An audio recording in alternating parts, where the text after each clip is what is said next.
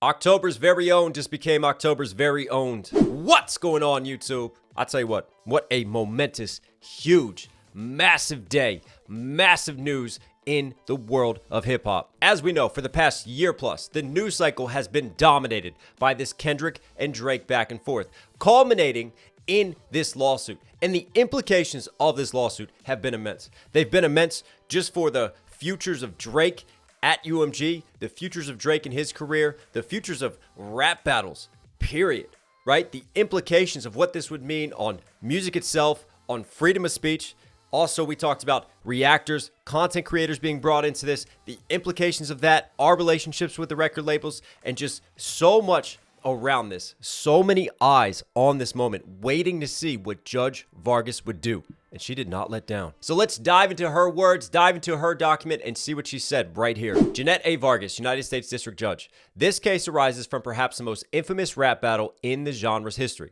There's no lies detected here. The vitriolic war of words that erupted between superstar recording artists Aubrey Drake Graham and Kendrick Lamar Duckworth in the spring of 2024. I mean, where's the time gone? It feels like we're just frozen in a time capsule since then, because obviously this beef is still dominating the headlines. Over the course of 16 days, the two artists released 8 so-called diss tracks with increasingly heated rhetoric, loaded accusations, and violent imagery.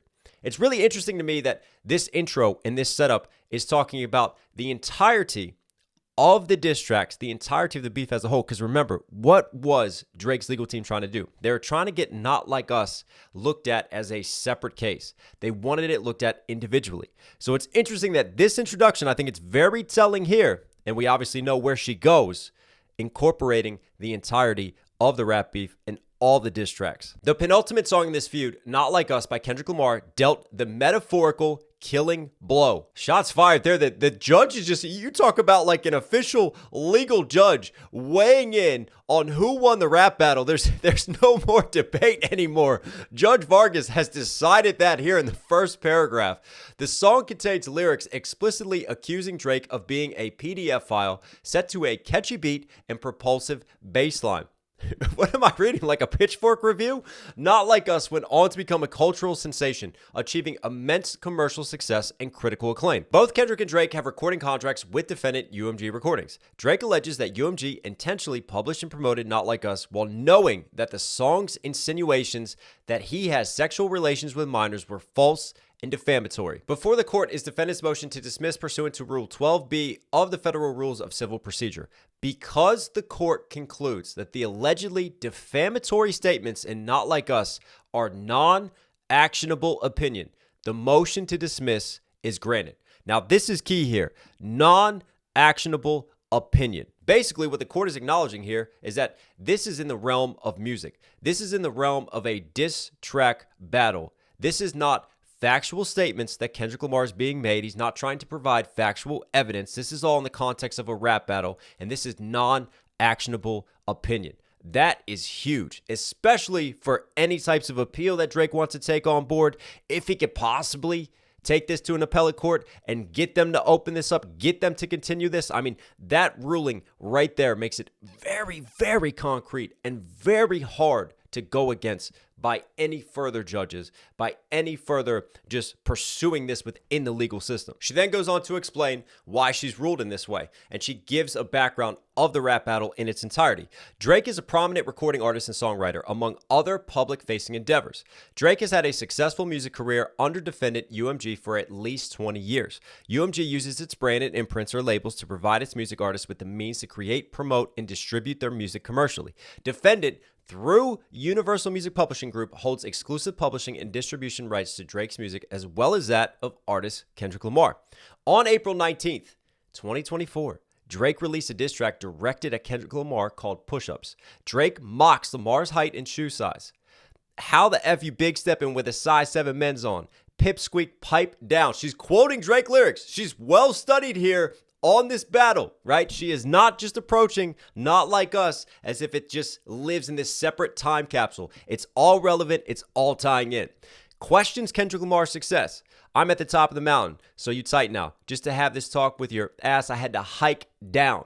A few days later, Drake released Tailor Made Freestyle. In which he used artificial intelligence generated voices of deceased rapper Tupac and of rapper Snoop Dogg to goad Lamar. Interesting. In the track, Tupac and Snoop Dogg share their disappointment that Lamar has not yet responded to push-ups. You seem a little nervous about all the publicity. You gotta show this effing Al who's boss on the West. Drake, in his own voice, further taunts Kendrick for failing to come up with a satisfactory response, saying, I know you're in that NY apartment, you struggling right now, I know it. In the notepad doing lyrical gymnastics, my boy. Drake also surmises that Kendrick was purposefully delaying his response because artist Taylor Swift has just released a new album. Isn't that funny how now on Taylor now releasing a new album, this beef comes back into the conversation. She then goes on to describe the rest of the releases. And just basically what this comes down to is she's showing that they're going back and forth on the disses. They're going back and forth on the insults. And what's also key that Judge Vargas is recognizing is that, Drake is goading on Kendrick to start this. Drake is trying to get Kendrick involved in this battle. And he's also bringing up areas that Kendrick Lamar uses in his responses to Drake that Drake then complains about within this lawsuit. And I tell you what, Judge Vargas is going to put me out of a job because she is breaking down bars. She is well studied on this history and beef. Because check this out. Of particular relevance, in tailor-made freestyle, Drake challenged Lamar to make the PDF accusations at issue. Using the artificially generated voice of deceased rapper Tupac, Drake goads Lamar. Kendrick, we need you. The West Coast savior. Engraving your name in some hip-hop history. If you deal with this viciously, you seem a little nervous about all the publicity. F this Canadian light-skinned dot. We need a no-debated West Coast victory, man. Call him a bitch for me. Talking about him liking young girls. That's a gift from me. Heard it on the Button Podcast. So it's gotta be true. And isn't it interesting that with the Button Podcast and with some of the accusations that Drake makes later, some of the evidence that he tries to present forward, all this ties in. But the judge recognizing that, Drake just can't cast stones and throw his hands up afterwards. It is in this context in which such lyrics as "Say Drake, I hear you like him young" from the recording must be assessed. The similarity in the wording suggests strongly that this line is a direct callback to Drake's lyrics in the prior song. Judge Vargas is just unloading the legal clip right now. These are just shots fired left, right, and center. And this is what I was talking about. Plaintiff argues that the court should ignore the songs that came before and assess Not Like Us as a singular entity. Plaintiff argues that the average listener is not someone who is familiar with every track released as part of the rap battle before listening to the recording. Because the recording has achieved a level of cultural ubiquity far beyond the other 7 songs, plaintiff contends that the court should not consider those other tracks in assessing how the average listener of the recording would perceive the allegations regarding Drake. Because remember, that's the huge point. How does the average listener feel about this? Will the average casual listener going into this, who may not know the full background, will they listen to Not Like Us and take it as factual statement? And as Judge Vargas continues to rule and continue to weigh in on, the answer is no. There are a number of flaws with this argument. Not Like Us cannot be viewed in isolation, but must be placed in its appropriate factual context. That's huge. Here, the factual context is the insults and trash talking that took place via those diss tracks in these days and weeks leading up to the publication of Not Like Us. So everything involved in this has to be considered. Here, the factual context is the insults and trash talking that took place via these diss tracks in the days and weeks leading up to the publication of Not Like Us. The songs released during this rap battle are in dialogue with one another. They reference prior songs and then respond to insults and accusations made by the rival artists. Judge Vargas understands the homework. I wouldn't be surprised if she's judging URL battles after this. Like she gets it. She gets a connection. She gets the bars. She understands the full context, and she is laying it all out logically with the legal knife right here. The songs thus must be read together to fully assess how the general audience would perceive the statements in the recording. There it all is. I also think that this is an interesting, just like conclusive statement here. The issue in this case is whether Not Like Us can reasonably... I also think that this is a very interesting conclusive statement here. The issue in this case is whether Not Like Us can reasonably be understood to convey as a factual matter that Drake is a PDF file or that he has engaged in sexual relations with minors.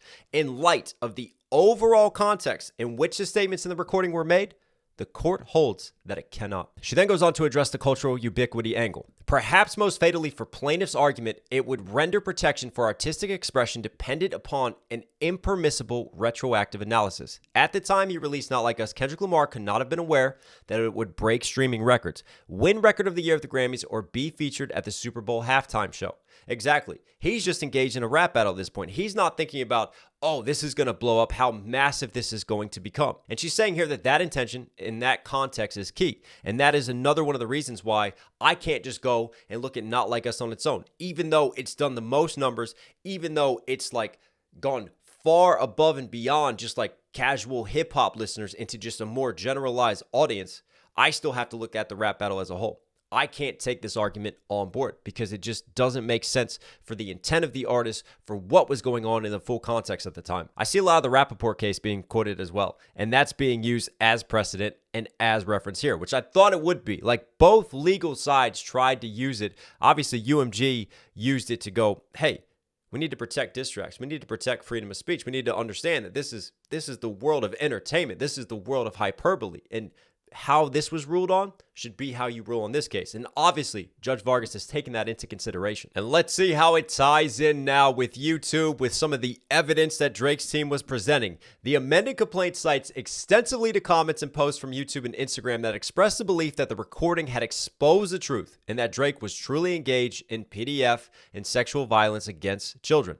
But distinguishing between fact and opinion is a question of law for the courts to be decided on what the average person hearing or reading the communication would take it to mean. Right? Keywords there. The average person. Check this out. The views expressed by users, this person, and this person, the other YouTube and Instagram commentators quoted in the complaint do not alter the court's analysis. In a world in which billions of people are active online, support for almost any proposition, no matter how far-fetched, fantastical, or unreasonable, can be found with little effort in any number of comment sections, chat rooms, and servers. Exactly. Like, I hate when this comes into play so much. Like, people love to use comments.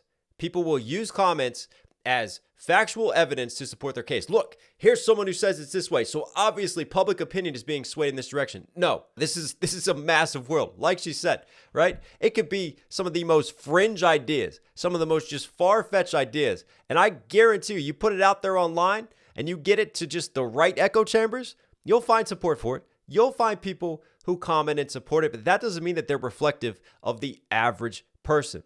That doesn't mean that they're reflective of the majority. Oftentimes, it's the loudest in the room who get the most attention, and that they tend to represent the minority in most situations. And we all know comment sections trying to slam dunk on each other, trying to have like hot takes, trying to get engagement, trying to rage bait. They are not good measurements for what real life is like. Judge Vargas saying, if you're gonna come with it, you better come with the facts. Get it out of here. The artist's 7-track rap battle was a war of words that was subject of substantial media scrutiny and online discourse. Exactly. Although the accusation that plaintiff is a PDF file is certainly a serious one, of course it is, the broader context of a heated rap battle with incendiary language and offensive accusations hurled by both participants would not incline the reasonable listener to believe that Not Like Us imparts verifiable facts about the plaintiff. I'll tell you what, Judge Vargas needs to be given a professorship in barology. Plaintiff next points to the lyrics, rabbit hole is still deep, I can go further, I promise. Plaintiff argues that a reasonable listener could view this lyric as suggesting that Lamar has specific evidence to back up his assertions of being a PDF file. It is not at all clear that this is the natural reading of this lyric. You don't know how to break down lyrics. Listen, you need to go watch Knox Hill's channel. You need to go watch down some breakdown channels to understand the true implications and context of this. That's what she said. Did you not read that? All right, maybe we didn't. But anyways, shots are being fired yet again. Even if this line was susceptible to such an interpretation standing alone, however, no reasonable listener could understand it in this way given the overall context. Instead, during this rap battle, Drake and Kendrick Lamar each used similar hyperbolic, threatening language. They were constantly threatening each other. They were constantly exaggerating. They were constantly going off with each other, right? She's understanding the nature of the rap battle. This kind of posturing in a rap diss track does not make such lines more likely to be understood by the ordinary listener to be anything but pure opinion. Again, what's the theme throughout this?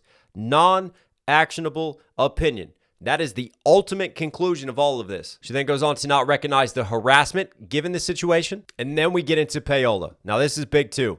Plaintiff alleges that on information and belief, defendant engaged in deceptive acts and practices in the conduct of business, trade, and commerce by covertly financially incentivizing third parties, including music platforms and social media influencers. Here we are, to play, stream, and promote the recording. As one example, plaintiff alleges that he understands that UMG covertly paid a popular NFR podcast to promote the recording and publish podcast episodes and other content about the recording. On information and belief, plaintiff further claims that UMG used its resources to incentivize third parties to use bots to stream the recording and subsequently extolled the recording streaming numbers on Spotify while knowing that millions of the streams were false and fraudulent. Lastly, the amended complaint alleges that UMG paid at least one radio promoter to engage in pay-for-play arrangements or payola. To successfully state a claim, plaintiff must demonstrate that the defendant's deceptive acts were directed at consumers. This is key. The acts are misleading in a material way, and the plaintiff has been injured as a result. She's going to address all this. At oral argument, plaintiff stressed that Not Like Us was the fastest song to reach 300 million streams on Spotify within just 35 days, which plaintiff argues is a sufficient basis for the court to infer that defendant implemented a technique to manipulate stream totals, among other unprecedented tactics to reach unprecedented rocketing up the streaming chart. So basically, this was so popular. This was unprecedented in popularity. Therefore, cheating must have been involved. But you're not coming with facts. You're just pointing out the success of something, and you're somehow using that success and that end conclusion to then prove the means for it. That's illogical. The court disagrees. To allege that UMG implemented covert practices to manipulate streams of Not Like Us and inflate the recording's perceived popularity, plaintiff relies on tweets, and we all know how they saw YouTube comments before in tweets by individual users and reporting from fans to allege that UMG utilized covert tactics to manipulate streams of Not Like Us. Just because people are saying it on the internet, it is not actual, factual, objective evidence. The court finds plaintiff reliance on online comments and reporting insufficient to meet the plausibility standard. Thank God logic wins. And this is an interesting nod here. While these covert practices of providing financial incentives to undisclosed third parties and leveraging of business relationships, if they exist, may be facts that are peculiarly within the possession and control of UMG, plaintiff's allegations, based on what boils down to unreliable online commentary, do not form a sufficient factual basis such that there is a reasonable expectation that discovery will reveal evidence of illegality. Now, this is the one point where I do side with Drake on, and I would have loved to have seen the books opened up. I would have loved to seen what discovery could dig up in regards to this. But it's a shame that it's happened within the context of this particular lawsuit. Look, record labels throughout the years have used payola. They've used bullying. They've used manipulation tactics. They've definitely operated in gray areas. They've operated in illegal areas to uplift their artists using payola, using all kinds of schemes. And I would never put it past UMG, the biggest record label in the world. Like I said before, if there's one person who's benefited from this system, benefited from all just the little shortcuts and the ways that UMG operates, it's Drake. So if there's someone who may know a little bit about how it works behind the scenes, it would be Drake. And it's a shame that his legal team didn't have more to bring to the table in regards to this situation. And I continue to walk that tightrope. Like I said, for the sake of rap battles, for the sake of freedom of speech, for the sake of just so many implications, right? I didn't want to see this lawsuit be won by Drake. But at the same time, there is still that merit for standing up against UMG, for going against just the powerful record label that is, just knowing some of the shady stuff they've tried to pull with me on my channel particularly, some of the stuff that I've seen happen behind the scenes as well. I still think that there is merit to that, and I just wish that that was happening in a separate lawsuit, in a separate scenario. But I digress. Judge Vargas then goes on to show that this has not harmed consumers. The amended complaint does not indicate how any of the deceptive practices allegedly utilized by UMG harm consumers. Remember, that was one of her main points. So now she's showing how none of these points have been shown, have been proven through these payola allegations. The amended complaint is somewhat vague as to who the class of consumers is and what products, goods, or services they are purchasing. That's a little bit of shot at the lawyers right there too. You need to do your legal job better. If you're going to make this argument, then you need to lay it out better in terms of how you're describing this. You need to define your consumers. You need to define the harm that is caused. You know the legal definitions of all this, and it's on you to make sure that you argue it correctly. And this is something we talked about as well. It is not clear how the alleged redirection of Spotify users who are searching for other unrelated songs and artists to the recording would amount to actual harm of consumers or any limitation of their choices, because this is one of the arguments. Well, they were making them stream Kendrick Lamar, which took away from Drake streams, which took away from other artists' streams because of their malpractice. At most, the allegations suggest that UMG engaged in practices to make Not Like Us seem more popular than it actually was, without connecting that activity to any consumer harm. Such practices, without more, do not state a claim. Conclusion. Defendant's motion to dismiss is granted. The clerk of the court is respectfully directed to terminate and to close this case. It doesn't get more conclusive than that. She just totally sideswiped it. Next. And since then, we've had a UMG response and statement to this. From the outset, the suit was an affront to all artists and their creative expression. Never should have seen the light of day, UMG said in a statement. We're pleased with the court's dismissal and look forward to continuing our work successfully promoting Drake's music and investing in his career. Wow. I tell you what, the energy of that is unmatched. Hey, we know you sued us, right? We're your boss, and we're just going to remind you that you continue working for us. But hey, we got your back. This was a fun side quest. Now, obviously, Drake's team has responded. They said that they're going to appeal. And for me, this is a huge uphill battle for Drake now, right? Because in order for an appeal to go forward, it very rarely happens in cases like this, in defamation cases, especially regarding cases of artistic expression, of freedom of speech. And for me, the big thing that Judge Vargas hit home on, while dismissing it with prejudice, keep in mind, was about the non-actionable opinion. And I don't see an appellate court taking it in a different direction. And for me, like we talked about, I think this is a big win for hip-hop. Obviously, there's going to be a lot of Drake fans upset, and I get it. Like, Drake was positioning this as him against the big machine, him going up against the industry. And I don't think there's anything wrong with it from that side of things. I don't have problems with that perspective.